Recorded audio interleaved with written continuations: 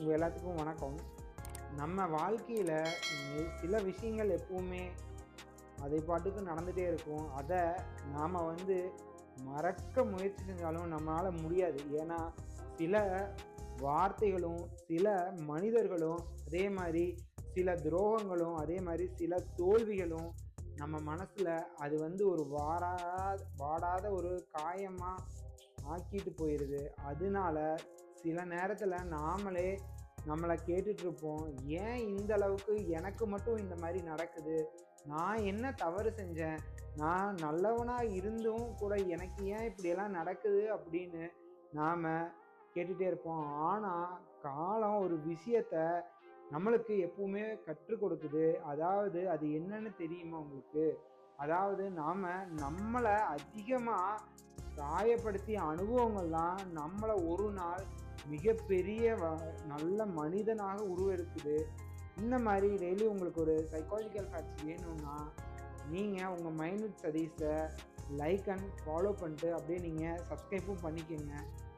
இதில் பாயிண்ட் ஒன்று என்னன்னு கேட்டிங்கன்னா, அதாவது பெயின் சேஞ்சஸ் த பீப்புள். அதாவது நீங்கள் ஒரு மனிதனாக எவ்வளோ சந்தோஷத்தில் வளர்ந்தாலுமே ஆனால் உங்களுக்கு என்னன்னா ஒரு வழி தான் ஒரு மெச்சூரிட்டியை எப்பவுமே கற்றுக் கொடுக்குது. அது நீங்கள் கவனித்து பார்த்தீங்கன்னா உங்களுக்கு அதிகமாக சிரிக்கிற நிறைய பேர் பார்த்தீங்கன்னா அவங்களுக்குள்ள எப்பவுமே ஒரு வலி இருந்துக்கிட்டே இருக்கும். அது அவங்க எல்லோரையும் எப்பவுமே நம்பவே மாட்டாங்க. அவங்களுக்கு யாரோ ஒருத்தர் அவங்கள நம்பி அவங்க உடஞ்சே போயிருப்பாங்க. அதனால அவங்க அமைதியவே தொலைச்சிருப்பாங்க. இதனால அவங்க என்ன நினைக்கிறாங்கன்னா, வாழ்க்கையில் அன்னெசரி ஆர்கியூமெண்ட்ஸை விட அவங்களுக்கு இன்னர் பீஸ் தான் ரொம்ப ரொம்ப முக்கியம்னு அவங்க நினைக்கிறாங்க. அதை தான் அவங்களும் கற்றுக்கிறவும் செய்கிறாங்க. இதில் நம்மளை 2 விதமாக பிரிக்கிறாங்க. அதில் பார்த்தீங்கன்னா முதல் ஒன்று என்னன்னு பார்த்தீங்கன்னா, நாம் முழுசாக உடஞ்சே போயிடுறோம். இதில் 2வது ஒன்று என்னன்னு கேட்டிங்கன்னா, நாம் அந்த மாதிரி விஷயத்துலேருந்து தான் நிறையா விஷயத்த ஒரு புதிய மனிதனாக நம்மளை உருவாக்குது. இதில் 2வது ஒன்றை தான் நம்ம எப்பவுமே சூஸ் பண்ணணும். ஏன்னா நம்ம நிறைய விஷயங்கள் இதிலேருந்து கற்றுக்குறோம். இதில் நமக்கு பார்ட் 2 என்னன்னு கேட்டிங்கன்னா, ஸ்டாப் பீப்புள் ப்ளீஸிங். அதாவது நாம் எப்பவுமே நம்மளை பல பேர் வாழ்க்கையவே வாழ்வதே இல்லை. ஏன்னா நாம் மற்றவங்க என்ன நினைப்பாங்கன்னு நினச்சிக்கிட்டே நம்ம வாழ்க்கையை வாழ்ந்துடுறோம். அதாவது அவங்க என்ன நினைப்பாங்க, அவங்களுக்கு பிடிச்ச மாதிரி நான் இருக்கணுமா அப்படிங்கிறது. அதே மாதிரி எல்லோருக்கும் நம்ம நல்லவனா எப்பவுமே இருக்கவே முடியாது. அந்த மைண்ட் செட் தான் நம்ம வாழ்க்கையே மென்டலி டயர்ட் ஆக்கிறது. இதில் நான் உங்களுக்கு ஒரு விஷயம் என்ன சொல்கிறேன்னா, நீங்கள் எவ்வளோ நல்லவனா இருந்தாலுமே சரி, உங்களை எல்லாத்துக்கும் பிடிக்கிற மனிதனாக நீங்கள் வாழவே முடியாது. நீங்கள் மற்றவங்க அப்ரூவலுக்காக உங்கள் வாழ்க்கையை மாற்றிக்கவே முடியாது. அதனால தயவு செஞ்சு உங்களிலிருந்து நீங்கள் உங்களை தொலைச்சிக்காதீங்க. நீங்கள் அதனால் என்ன பண்ணணும்னா, மற்றவங்களுக்கு நீங்கள் இம்ப்ரெஷன் கொடுக்கவே முயற்சியே செய்யாதீங்க. நீங்கள் உங்களுக்கு உங்கள் மேலே முதல்ல நம்பிக்கையை எப்பவுமே வாழ்க்கையில் உருவாக்குங்க. அதுதான் உங்களை நைட்டு தூங்க போகும்போதும் சரி, தூங்குறதுக்கு பின்னாடியும் சரி, நீங்கள் எப்பவுமே இன்னைக்கு நேற்றை விட நீங்கள் நல்ல மனிதனாக இருந்தீங்களான்னு கேட்டுக்கங்க. அதுதான் உங்களுக்கு ஒரு முக்கியமான குரோத்தை எப்பவுமே கொடுக்கும். இதில் பார்ட் என்னன்னு கேட்டிங்கன்னா, கம்ஃபர்ட் ஜோன் இஸ் டேஞ்சரஸ். அதாவது நீங்கள் ஒரு இடத்துல கம்ஃபர்டபுளாக இருந்துட்டீங்கன்னு வைங்க, அந்த இடம் உங்களுக்கு சேஃப்னு நீங்கள் நினச்சிடுறீங்க. ஆனால் அது உண்மையே கிடையாது. ஏன்னா நீங்கள் அதனால க்ரோத்தே ஆக மாட்டீங்க. நீங்கள் ஒரே இடத்துல அப்படியே நின்றுக்குவீங்க ஸ்டக் ஆகி. இதனால நீங்கள் பல விஷயத்த ட்ரை பண்ணுறது கூட பயந்துக்குவீங்க. அதே மாதிரி தோல்வி அடைஞ்சிருவோமோன்னு கூட பயந்துக்குவீங்க. இதெல்லாம் மற்றவங்க உங்களை ஜட்ஜ் பண்ணிடுவாங்கன்னு ஒரு பயமும் உங்களை தொத்திக்கும். நீங்கள் இந்த பயத்தை எல்லாத்தையுமே விட நம்ம பொட்டன்ஷியலை தான் நீங்கள் லாக் பண்ணி வச்சுக்கணும். ஏன்னா உங்களுக்கு ஒரு கம்ஃபர்ட் ஜோன் எப்பவுமே ஒரு இடத்துல ஸ்டக் பண்ண தான் வைக்கும். நீங்கள் அதனால் ஒரு விஷயத்தை நினைவில் வச்சுக்கோங்க. அதாவது ஒரு விதையை நம்ம விதைக்கும் போது அது மண்ணை உடைச்சிக்கிட்டு தான் மேலே ஏறி வரும். அதனால ஒவ்வொரு மனிதனுமே ஸ்ட்ரகிளே இல்லாமல் வாழ்க்கையில் எப்பவுமே ஸ்ட்ராங்கே ஆகவே முடியாது. அதனால நீங்கள் உங்கள் கம்ஃபர்ட் ஜோனை ஃபஸ்ட்டு எக்ஸ்பேண்ட் பண்ணி உடச்சி எரிஞ்சிட்டு, பயமாக இருந்தாலும் சரி நான் எல்லாத்தையும் பார்த்துட்டு முன்னாடி வருவேன் அப்படின்னு நீங்கள் முடிவு பண்ணி மூவ் ஃபார்வேர்டே ஆகணும். ஏன்னா எப்பவுமே க்ரோத் வந்து எதுலேருந்து ஸ்டார்ட் ஆகுதுன்னு பார்த்தீங்கன்னா, டிஸ்கம்ஃபர்ட்டை உடைச்சிட்டு வெளியே வரவங்க கிட்டேருந்து தான் ஸ்டார்ட் ஆகும். இதில் பாயிண்ட் 4 என்னன்னு பார்த்தீங்கன்னா, உங்களோட பெயினுக்கு ஒரு பர்பஸ் இருக்கணும். அதாவது சில நேரங்களில் பார்த்தீங்கன்னா வாழ்க்கை வந்து அன்ஃபேராக தான் தோணும்.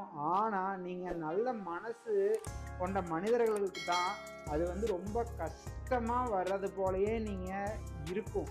இதில் நீங்கள் என்ன பண்ணணும்னா, உங்கள் பெயின் வந்து ஒரு பர்பஸ்க்கு இருக்கும். ஆனால் நீங்கள் உங்களுக்குள்ள ஒரு பேஷன்ஸை வந்து கற்றுக்கணும். உங்களுக்கு வந்து செல்ஃப் ரெஸ்பெக்டையும் அது கற்றுக் கொடுக்கும். நீங்கள் ஸ்ட்ரென்த் ஆகிறதுக்கும் அந்த பெயின் தான் வந்து உங்களை வந்து காப்பாற்றும். அதனால நீங்கள் ஒரு நாள் திரும்பி பார்க்கும்போது அப்போ தான் உங்களுக்கு புரியும். அந்த அனுபவமே இல்லைன்னா நீங்கள் இந்த அளவுக்கு ஸ்ட்ராங்காக வளர்ந்துருக்கவே மாட்டீங்க. அதனால் உங்களுடைய பாஸ்ட்டை எப்பவுமே நீங்கள் ஹேட் பண்ணாதீங்க. அதுதான் உங்களை இந்த அளவுக்கு கிரியேட் பண்ணியிருக்கு.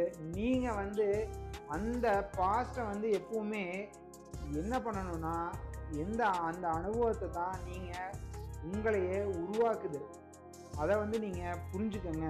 இதில் பார்ட் 5 என்னன்னு கேட்டிங்கன்னா, பிகம் யுவர் பேட் வெர்ஷன். அதாவது இந்த உலகத்தில் பார்த்தீங்கன்னா உங்களை விட லைஃப் டைம் முழுக்க இருப்பது ஒரே ஒரு லைஃப் தான். அதாவது அதை நீங்கள் தான் அதை யூஸ் பண்ணணும். அதனால் நீங்கள் அதில் உங்களையே இன்வெஸ்ட் பண்ணுங்கள். நீங்கள் உங்களை வந்து அதுலேருந்து உங்கள் மைண்டை வந்து எப்படியெல்லாம் இம்ப்ரூவ் பண்ணலான்னு கற்றுக்கங்க. அதை வச்சு நீங்கள் அதை கணிச்சு நீங்கள் உங்களோட ஸ்கில்ஸை வந்து நிறைய டெவலப் பண்ணுங்கள். அந்த டெவலப் பண்ணிங்கன்னா நீங்கள் வந்து நெகட்டிவ் மனிதர்லேருந்து எப்பவுமே ஓரமாக இருந்துக்குங்க. அவங்க கூட போனீங்கன்னா நீங்கள் உங்களுக்கும் நெகட்டிவ் தாட்ஸே வந்துடும். அதனால ஒவ்வொரு நாளும் நீங்கள் நிறையா விஷயத்த புதுசாக கற்றுக்கிட்டீங்கன்னா மட்டும்தான் நீங்கள் ஸ்டாப் ஆகாமல் முன்னேறிக்கிட்டே இருப்பீங்க. அந்த மாதிரி உங்களுக்கு ஒரு பெரிய சக்ஸஸ் வந்து உங்களை எப்படியாவது பெரிய ஆளாக வளர வச்சிடும். அதனால் நீங்கள் உங்கள் மேலேயே ரெஸ்பெக்டை கண்டிப்பாக வைக்கணும். அதுதான் உங்களை வளர்த்தும். நீங்கள் நினைவில் வைக்கிறது என்னன்னு கேட்டிங்கன்னா, self respect is more powerful then out side validation. அதாவது மற்றவங்க வேலிடேட் பண்ணுறத விட உங்களோட செல்ஃப் ரெஸ்பெக்ட் தான் ரொம்ப பெரிய பவர்ஃபுல்லு.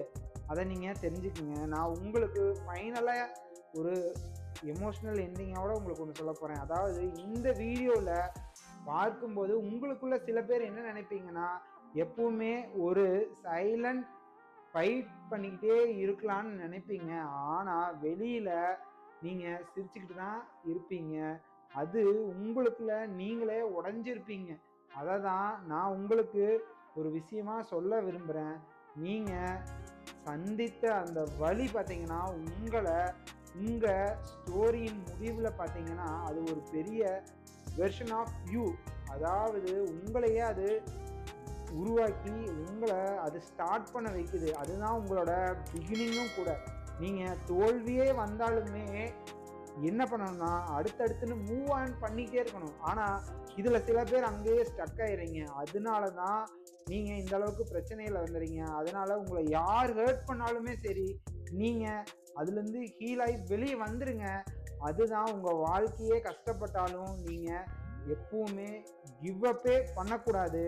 ஏன்னா நீங்கள் உங்களையே ஒரு மிகவும் வலிமையான மனிதனாக உருவாக்கிடுங்க. மிகவும் கடினமான போராட்டங்களில் தான் நீங்களாவே உருவாகிறீங்க. இன்றைய இலக்கு என்னன்னு கேட்டிங்கன்னா, நேற்று இருந்ததை விட நீங்கள் ஒரு சிறந்த மனிதனாக இருக்கிறீங்களான்னு பார்த்துக்கங்க. இந்த மாதிரி டெய்லி உங்களுக்கு ஒரு சைக்காலஜிக்கல் ஃபேக்ட்ஸ் வேணும்னா என்ன லைக் அண்ட் ஃபாலோ பண்ணிட்டு அப்படியே நீங்கள் என்ன சப்ஸ்கிரைப்பும் பண்ணிக்கோங்க. Thank you friends.